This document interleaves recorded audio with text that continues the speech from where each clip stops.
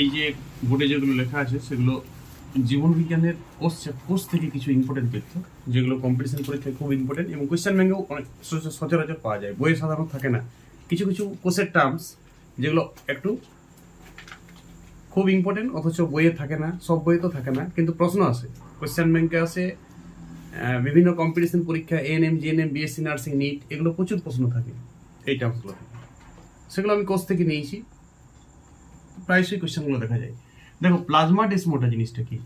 উদ্ভিদ কোষের দুটো কোষ প্রাচীর থাকে না, উদ্ভিদ কোষের দুটো কোষ প্রাচীর, উদ্ভিদ কোষের দুটো কোষ প্রাচীরের মিলনস্থলকে প্লাজমা ডেসমোটা বলে। কোষ প্রাচীরের সঙ্গে কোষ প্রাচীরের একটা গ্যাপ থাকে, সেই কোষ প্রাচীর যদি কোষ প্রাচীরের মাঝের স্থানটাকে বলা হয় প্লাজমা ডেসমোটা। উদ্ভিদ কোষের দুটো কোষ প্রাচীরের মাঝের স্থানকে প্লাজমা ডেসমোটা। এইটুকু তথ্য মনে রাখো, ছবিতে আমি লিখছি, ভাষা তুমি নিজে লিখে নাও। এরপর টোনোপ্লাজম। দেখো, টোনোপ্লাজম আর প্রাইমারডিয়াল ইউটিকেল এই দুটো খুব খুব ইম্পর্টেন্ট জিনিস। শুনো, উদ্ভিদ কোষের ক্ষেত্রে দুটাই থাকবে। টোনোপ্লাজম জিনিসটা হচ্ছে উদ্ভিদ কোষে জেনারেলি উদ্ভিদ কোষের ভ্যাকুয়েলটা খুব বড় হয় আকারে, ভ্যাকুয়েল কোষ গহ্বরটা খুব বড় হয়, পরিণত উদ্ভিদ কোষের কোষ গহ্বরটা খুব বড় হয়ে যায়। সাইটোপ্লাজম যেটা থাকে সেটা শুধুমাত্র ধারে ধারে কিছুটা অংশ সাইটোপ্লাজম দেখা যায়। কথা বুঝে এসছো? তখন এই সাইটোপ্লাজমের ধারে ধারে যে মানে কোষগহ্বরকে ঘিরে যে সাইটোপ্লাজম স্তর থাকে ভিতরের দিকে, এই একটা উদ্ভিদ কোষ আঁকছি আমি। উদ্ভিদ কোষের অনেক বড় কোষ গহ্বর ভ্যাকুয়েল, সেই ভ্যাকুয়েলকে ঘিরে ভ্যাকুয়েলের ধারে ধারে সাইটোপ্লাজমের একটা স্তর থাকে। কথা বুঝে এসছো? একটা আবরণ থাকে সাইটোপ্লাজম ভ্যাকুয়েলকে ঘিরে ঘিরে, এইটাকে টোনোপ্লাজম বলে। অনেক সময় এটাকে টোনোপ্লাস্টও বলা হয়, টোনোপ্লাজমও বলে বা টোনোপ্লাস্টও বলে। টোনোপ্লাজম খুব ইম্পর্টেন্ট, এটাকে টোনোপ্লাস্টও বলে অনেক সময়। খুব ইম্পর্টেন্ট কোশ্চেন, ছাত্রছাত্রীরা প্রায় কনফিউজ হয়। একটু ধ্যান দাও, ভ্যাকুয়েলের ধারে কিন্তু ভিতর দিকে করে, বাকিটা এটা গোটাটি সাইটোপ্লাজম, কিন্তু সেই সাইটোপ্লাজম স্তরটাকে বলে যেটাকে ভ্যাকুয়েলকে কেন্দ্র করে ভ্যাকুয়েলের পরিধি বরাবর ধারে ধারে থাকে, তাকে টোনোপ্লাস্ট বা টোনোপ্লাজম বলে। ওকে, আশা করি বুঝে গেছো। নেক্সট চলো, নেক্সট প্রাইমারডিয়াল ইউটিকল। শোনো, টোনোপ্লাস্ট আর প্রাইমারডিয়াল ইউটিকল তোমাকে দুটাকেই জানতে হবে, এই দুটাতেই ছেলে কনফিউজ বেশি পড়ে যারা পড়িছে আর কি। দেখো, প্রাইমারডিয়াল ইউটিকলও উদ্ভিদ কোষে থাকে। উদ্ভিদ কোষের কোষগহ্বরটা খুব বড় হয় পরিণত উদ্ভিদ কোষে, তখন এই কোষ পর্দার ধারে ধারে যে সাইটোপ্লাজম স্তর থাকে, কথা বুঝে আসবে। আগে কি বললাম, কোষ গহ্বরের ধারে ধারে যে সাইটোপ্লাজমের পাতলা পর্দা থাকছে, এটা সাইটোপ্লাজমের পর্দা, এমনি কোষ পর্দা নয় এটা। সাইটোপ্লাজমের অবস্থানটাকেই পর্দা বলা হচ্ছে, মানে পর্দা কল্পনা করা হচ্ছে। তাহলে এইটা থাকে, এটা কোন দিকে থাকে?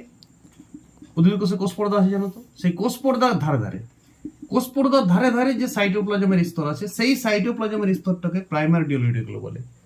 টোনোপ্লাজম হচ্ছে কোষ গহ্বরের দিকেরটা, এই দিকেরটা হচ্ছে টোনোপ্লাজম, আর এই দিকেরটা হচ্ছে কি প্রাইমারডিয়াল ইউটিকল। তোমাকে প্রাইমারডিয়াল ইউটিকল শুধু পড়া যাবে না, টোনোপ্লাজমও পড়ে নিতে হয় সঙ্গে।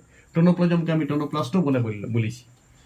প্রাইমারডিয়াল ইউটিকল শেষ, ডিপ্লোজম। শুনুন, ডিপ্লোজম এটা প্রাণী কোষে থাকে, শুধু প্রাণী কোষে নিউক্লিয়াস আছে, সব আছে, সবকিছু আছে, মাইটোকন্ড্রিয়া, গলগি বডি সব আছে, এন্ডোপ্লাজম, রেটিকুলাম। কিন্তু আর একটা জিনিস আছে প্রাণী কোষে, সেটার নাম শুনে রাখবে, সেন্ট্রোজোম। কি নাম মনে? সেন্ট্রোজোম। এটা এসকেলেটন সিস্টেমে আছে কোষের। কোষের তো বিভিন্ন সিস্টেম, প্রথমত আবরণ সিস্টেম আছে, যেমন এন্ডোমেমব্রেন সিস্টেম আছে, মাইটোকন্ড্রিয়া, গলগি বডি একদম একই পড়া। এই মাইটোকন্ড্রিয়া আর প্লাস্টিক তোমাকে ভালো করে পড়তে হবে কোষে। তেমনি সেন্ট্রোজোম ভালো করে পড়তে হবে কোষের, প্রাণী কোষে থাকে। সেন্ট্রোজোমের দুটা অংশ, ছোট ছোট দুটা পুটকি টাইপের দেখা যায়। এটা জুম করে দেখলে অনেক কিছু, নটা ত্রয়ী অন্য লিখে থাকে। এটা স্ক্ল্যান্ড মানে তন্তু টাইপের জিনিস, যেটা কোষ বিভাজনের সময় মুখ্য ভূমিকা পালন করে। প্রাণী কোষের কোষ বিভাজনে সেন্ট্রোজোম খুব মুখ্য ভূমিকা পালন করে। তার মধ্যে দুটি সেন্ট্রিওল দেখা যায়। দুটি কি দেখা যায়? কি বললাম? সেন্ট্রিওল। এই সেন্ট্রিওল দুটা, বাকি সেন্ট্রোজোমের একটা তরল থাকে, তাকে সেন্ট্রোস্ফিয়ার বলে। সেন্ট্রোজোমের মধ্যে এক প্রকার তরল থাকে, কি বললাম?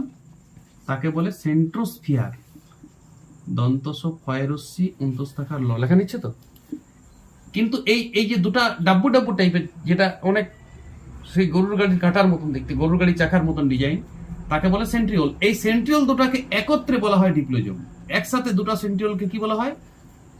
ডিপ্লোজম। তাহলে যদি তোমাকে যদি কেউ বলে ডিপ্লোজম কি, তুমি বলবে প্রাণী কোষের সেন্ট্রোজমের মধ্যে যে দুটা সেন্ট্রিওল দেখা যায়, সেই সেন্ট্রিওল দুটাকে একসাথে ডিপ্লোজম বলে। সেন্ট্রিওল দুটাকে একসাথে ডিপ্লোজম বলে। ওকে, দেখো, জম দিয়ে কত কথা, টোনোপ্লাজম, ডিপ্লোজম, আবার ডেসমোজম। ডেসমোজোমের সঙ্গে তুমি প্লাজমা ডেসমোটা সেট করে নিবে। প্লাজমা ডেসমোটা আর ডেসমোজোম একই জিনিস। দুটা কোষ প্রাচীর দেখো, দুটা উদ্ভিদ কোষের তো বাইরে কোষ প্রাচীর আছে, তাহলে কোষ প্রাচীরে মিলন হবে, মানে দুটা উদ্ভিদ কোষের মিলনকে প্লাজমা ডেসমোটা বলে। আর প্রাণী কোষের বাইরে তো শুধু কোষ পর্দা থাকে, কোষ প্রাচীর তো থাকে না। এই কোষ পর্দার যে মিলনটা তাকে বলে ডেসমোজোম। এইটুকু শুধু মনে রেখে। কোষ প্রাচীরের সাথে কোষ প্রাচীরের মিলনকে বলে প্লাজমা ডেসমোটা, কোষ পর্দার সাথে কোষ পর্দার মিলনকে বলে ডেসমোজোম। মানে প্লাজমা ডেসমোটা পড়লেই তুমি ডেসমোজোম পড়বে সাথে সাথে, প্লাজমা ডেসমোটা আর ডেসমোজোম, তাহলে তুমি শুরু পাবে। দুটো জিনিসকে একসাথে পড়তে হয়, তাহলে তুমি কম্বিনেশন করে পড়তে পারবে। যে কোষ প্রাচীরের যদি মিলন হয় তখন তাকে বলে প্লাজমা ডেসমোটা, দুটা কোষ পর্দার মিলনকে বলে ডেসমোজোম। ডিকটিওজোম শুরু, এটা তো নার্সিং এ প্রায় পড়ে, নিট পরীক্ষাতে প্রচুর বার পড়েছি ডিকটিওজোম কোশ্চেনটা। এই ডিপ্লোজোম আর ডিকটিওজোমে ছেলের কনফিউজ হয়। ডিপ্লোজোম কি বললাম? সেন্ট্রোজোমের মধ্যে যে সেন্ট্রিওল থাকে দুটা, সেই দুটা সেন্ট্রিওলকে একত্রে একসাথে দুটা সেন্ট্রিওলকে বলে ডিপ্লোজোম। ডিকটিওজোম একদম আলাদা। ডিকটিওজোম শুধু উদ্ভিদ কোষে দেখা যায়, এটাও শুনো। আমরা জানি এইখানে থাকে নিউক্লিয়াস, নিউক্লিয়াসের নিউক্লিয়ার অন্তর্গত থাকে এন্ডোপ্লাজমিক রেটিকুলাম, নাম শুনেছো নিশ্চয়ই। এই এন্ডোপ্লাজমিক রেটিকুলার পরেই থাকে গলগি বডি। এটা সেট জেনারেলি প্রাণী কোষে, যে কোনো কোষে এরকম ভাবে গলগি বডি থাকে, কিন্তু উদ্ভিদ কোষের ক্ষেত্রে গলগি বডি এরকম তোমার সুরে থাকে না। উদ্ভিদ কোষের গলগি বডি খুব ডান পিঠে, ও যেখানে সেখানে থাকে, কোনো রুল রেগুলেশন মানে না, ছড়াই ছিটাই যেখানে সেখানে গলগি বডি দেখা যায়।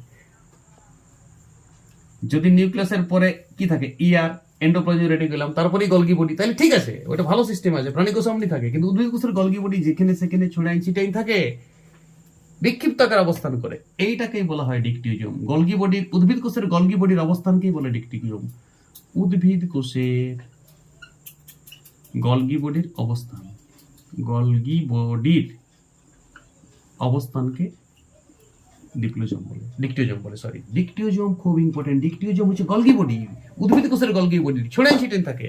প্রাণী কোষের গলগি বডি একটা লাইনে একদম নিয়মিত রেগুলেশন ডিসিপ্লিন মেনে থাকে, আর এই ছড়াই ছিটাই হিজিবিজি থাকে, তখন তাকে ডিকটিওজোম বলে।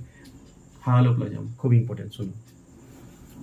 হালোপ্লাজম কিছু নয়, যে কোনো কোষের সাইটোপ্লাজমের যে তরলটা থাকছে, সাইটোপ্লাজমের যে লিকুইডটা থাকছে, সাইটোপ্লাজমে তো গোটাটাই তো সাইটোপ্লাজম, মাইটোকন্ড্রিয়াও সাইটোপ্লাজম, কথা বুঝে আসছো না? যে কোনো কোষ অঙ্গাণু নিউক্লিয়াস বাদ দিয়ে প্রোটোপ্লাজমের বাকি শব্দকেই প্রোটোপ্লাজম সমান নিউক্লিয়াস প্লাস সাইটোপ্লাজম, জানো তো? তাহলে নিউক্লিয়াস বাদ দিয়ে পুরো প্রোটোপ্লাজম তো এই যে সাইটোপ্লাজম, সাইটোপ্লাজমের মধ্যে সব কোষ অঙ্গাণু আসছে, mitochondria, Golgi body, endoplasm, ribosome, lysosome, সবাই তো সাইটোপ্লাজম। কিন্তু সাইটোপ্লাজমে একটা জল আছে, একটা লিকুইড আছে, অর্ধস্বচ্ছ তরল পদার্থ আছে, সেইটাকে হালোপ্লাজম। যদি বলে হালোপ্লাজম কি, এটা কোনো কোষ অঙ্গাণু নয়, কিন্তু সবাই মিলে সাইটোপ্লাজম। এই জলটাও আমি বলেছি বেলুন দিয়ে কোষ পড়াইছি, দেখবে ছোটদের পিছিয়ে কোষ পড়া আছে, দেখবে জল দিয়েছিলাম, ওই জলটাই হালোপ্লাজম। আর বাকি যদি বলে মাইটোকন্ড্রিয়া কি, ও সাইটোপ্লাজম। নিউক্লিয়াস বাদ দিয়ে সব সাইটোপ্লাজম, আর নিউক্লিয়াস আর সাইটোপ্লাজম নিয়ে ভিতরে যাবতীয় থাকে তাকে বলে প্রোটোপ্লাজম। দেখো আমি আদর্শ কোষের ছক দিয়েছি, সেখানে বলছি প্রোটোপ্লাজম সমান কি, প্রোটোপ্লাজম সমান নিউক্লিয়াস প্লাস সাইটোপ্লাজম। এবার সাইটোপ্লাজমের মধ্যে অনেক কিছু থাকে, অনেক কিছু থাকে, তার মধ্যে একটা তরল পদার্থও থাকে, তাকে বলে হালোপ্লাজম। এইভাবে আমি নানান ধরনের উদ্ভিদ কলা থেকেও বিভিন্ন টার্মসের কোশ্চেন নিয়ে আসবো, যে লাইফ সায়েন্সের টার্মস ছাত্রছাত্রীকে মনে রাখার জন্য, এবং খুব ইম্পর্টেন্ট, যেগুলো সাধারণত বইয়ে পাওয়া যায় না, একসাথে একগুচ্ছে একটা ক্লাসের মধ্যে উইথ কনসেপশন পাবে। উইথ কনসেপশন, মুখস্থ করার দরকার নেই, তোমার ছবি সহে ছবিটা আঁকে বোঝানো হবে, এখানে ভাষাটা তুমি নিজে রেডি করে নেবে, এবং বারবার এগুলো না দেখে করবে, আলোচনা করতে হয় ছাত্রছাত্রীর সাথে, নিজেরা বন্ধুর সাথে, তবে এইসব জিনিসকে কন্ট্রোল করা যায়।